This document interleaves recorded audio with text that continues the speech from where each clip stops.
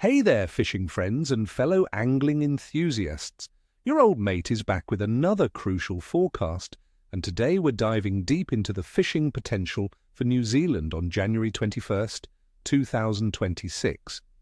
Get ready, because this summer day is shaping up to be something truly special, offering a fantastic mix of challenges and incredible opportunities across both freshwater and saltwater.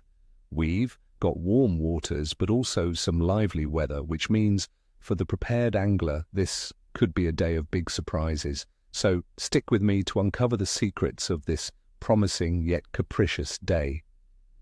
Now let's talk about what's biting and how to get them based on the conditions. Here are the stars of the show. First up, our beloved snapper.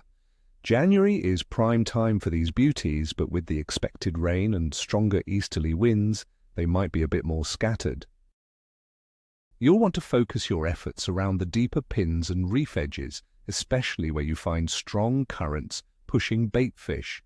Look for them schooling around 50 meters off the bottom. Harbors and estuaries will be particularly productive, especially around the high tide, as the incoming water stirs up food. For tackle, this is the perfect time for light gear. For my soft bait fans, a 7-inch jerk shade in a natural baitfish color is my top pick.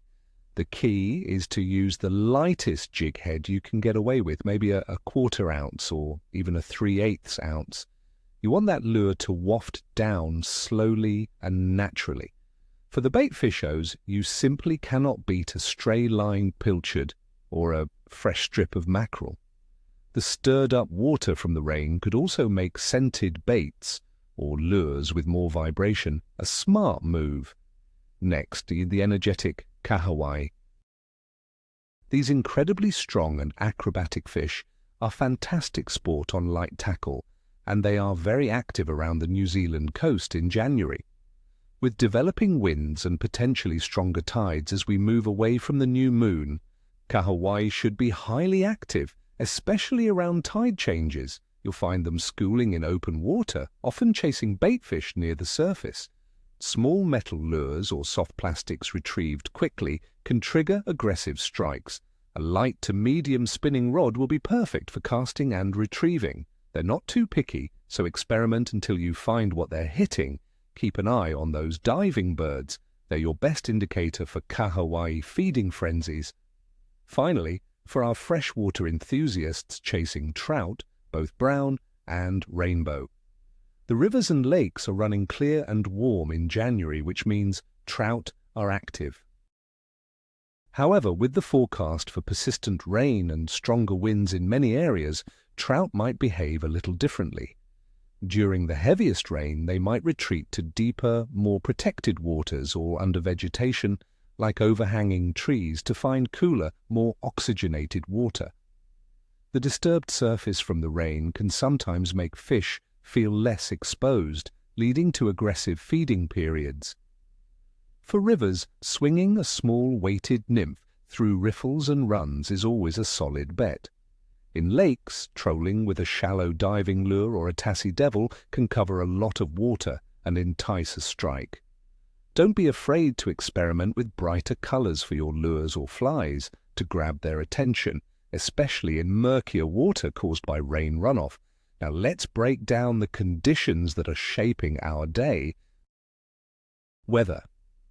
My friends, for Wednesday, January 21st, 2026, the weather in New Zealand is going to be quite active. We're looking at daytime temperatures around 19 to 23 degrees Celsius, with night temperatures around 18 degrees Celsius. However, the real story is the precipitation and wind. Rain is expected to become persistent in the morning, especially in places like Auckland, and heavy rain with strong winds is forecast for many parts of the country. Atmospheric pressure will likely be fluctuating as a new weather system approaches and moves through. These strong easterly winds combined with rain will stir up the water, reduce visibility, and could make fishing a bit uncomfortable, but also potentially very productive, as fish often feel more secure in disturbed conditions. Water temperature. As it's high summer, water temperatures will be comfortably warm. Freshwater rivers and lakes will be in the mid to high teens in Celsius, which significantly boosts fish metabolism and activity. Coastal sea temperatures will vary, with averages around 20 degrees Celsius in places like Auckland, and ranging from 14 to 21 degrees Celsius across the country. This warmth keeps most species in an aggressive feeding mode, ready to seize any opportunity. Moon phase. For January 21st, 2026, the moon will be in its waxing crescent phase just 2 to 3 days after the new moon.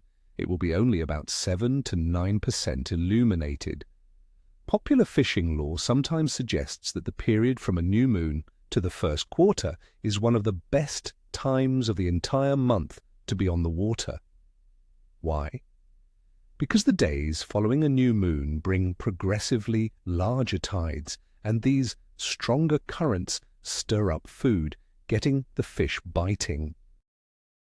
While the low illumination might affect nocturnal feeders, the increasing tidal movement should be a significant positive factor for daytime fishing. General activity of fish. Overall, considering all these factors, the general fish activity for January 21st, 2026 will be capricious to good. It's peak summer, the food chain is in full swing, and most of our target species are in an aggressive feeding mode. The warm water temperatures and increasing tidal pull are definite positives. However, the forecast for heavy rain, strong winds, and fluctuating pressure means fish behavior could be unpredictable.